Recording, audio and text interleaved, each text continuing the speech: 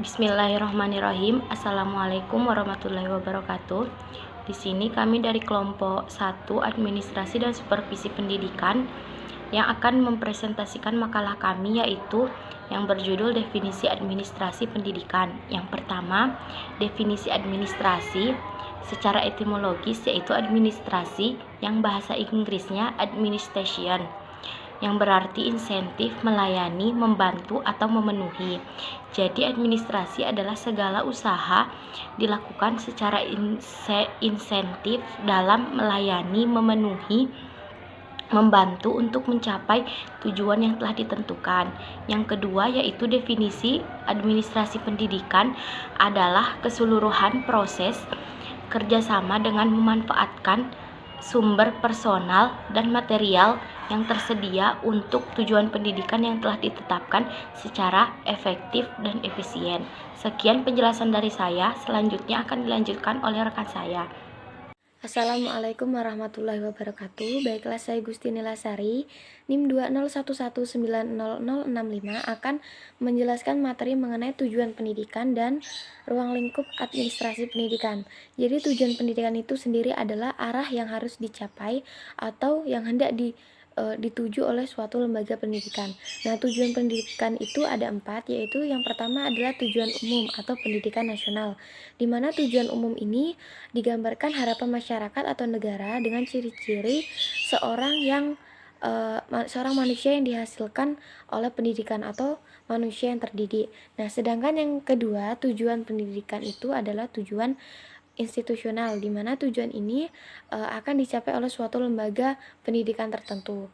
Kemudian yang ketiga itu adalah tujuan kurikuler, di mana tujuan kurikuler itu untuk mencapai pola perilaku atau kemampuan serta keterampilan yang harus dimiliki oleh lulusan suatu lembaga pendidikan. Nah, yang keempat adalah tujuan instruksional, di mana tujuan instruksional ini tujuannya hendak dicapai setelah selesai proses belajar mengajar atau program pengajaran. Nah, selanjutnya untuk yang ruang lingkup administrasi pendidikan itu terbagi menjadi 6. Yang pertama adalah administrasi kesiswaan, di mana administrasi kesiswaan ini bertujuan untuk mengatur berbagai kegiatan dalam bidang kesiswaan agar kegiatan pembelajaran di sekolah tersebut dapat berjalan dengan lancar, tertib, teratur, serta mencapai tujuan pendidikan di sekolah tersebut. Yang kedua itu adalah kegiatan administrasi kesiswaan, di mana di sini ada perencanaan dan juga ada penerimaan peserta didik. Nah, perencanaan di sini itu dengan melakukan analisis kebutuhan peserta didik tersebut. Sedangkan penerimaan peserta didik tersebut dilakukan oleh suatu lembaga pendidikan dengan cara sistem promosi maupun sistem seleksi. Kemudian yang ketiga itu adalah orientasi peserta didik, di mana orientasi itu sendiri adalah kegiatan penerimaan peserta didik baru dengan mengenalkan situasi dan kondisi lembaga pendidikan yang menyangkut lingkungan fisik sekolah maupun lingkungan sosial sekolah tersebut. Kemudian yang keempat adalah penempatan peserta didik atau pembagian kelas, di mana sebelum peserta didik tersebut diterima dalam suatu lembaga pendidikan, terlebih dahulu lembaga pendidikan tersebut menempatkan atau mengelompokkan peserta didik tersebut dalam kelompok belajarnya. Kemudian yang kelima itu adalah pembinaan dan pengembangan peserta didik, di mana di sini. Baik, assalamualaikum warahmatullahi wabarakatuh. Saya Insan Indonesia akan melanjutkan materi yang terakhir, yaitu fungsi administrasi pendidikan. Baik, fungsi-fungsi ini dikenal dan dipelajari oleh semua program yang menelaah masalah manajemen. Kejelasan tentang apa pengertiannya, mengapa perlu ada fungsi-fungsi, dan bagaimana implementasi fungsi-fungsi tersebut kiranya perlu dibahas oleh semua orang yang terlibat dalam manajemen.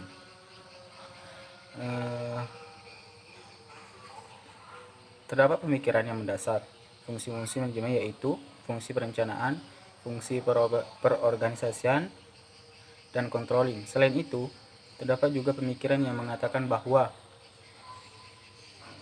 fungsi manajemen tersebut meliputi pengemodian, koordinasi, pelaporan, dan penyusunan budget.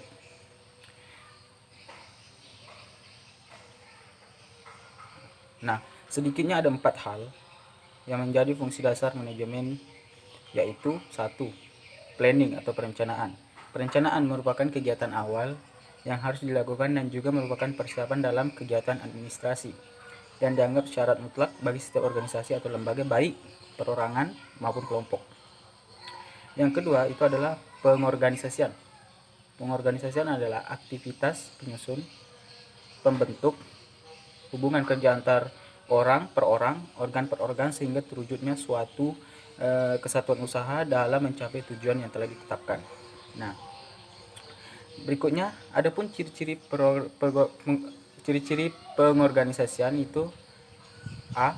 Pengorganisasian terkait dengan upaya pemimpin atau pengelola untuk memadukan sumber daya manusia dan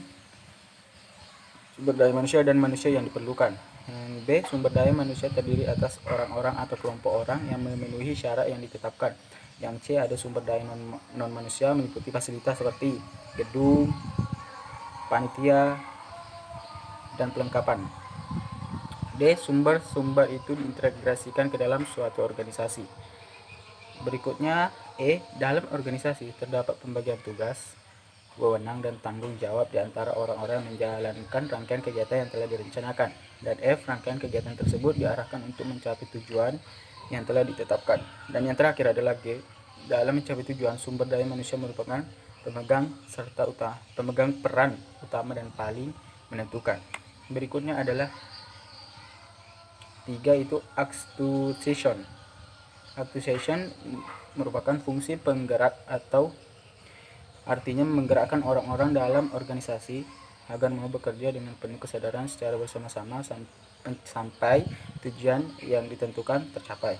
Dan berikutnya adalah yang terakhir yaitu controlling atau pengawasan. Nah, pengawasan ini merupakan kegiatan-kegiatan dan tindakan-tindakan untuk mengamankan rencana dan keputusan yang telah dibuat atau sedang dilaksanakan. Nah, dalam buku Ahmad Sabdi dijelaskan dalam bagian supervisi bahwa setiap pelaksanaan daripada program pendidikan memerlukan adanya pengawasan dan supervisi. Sekian, terima kasih.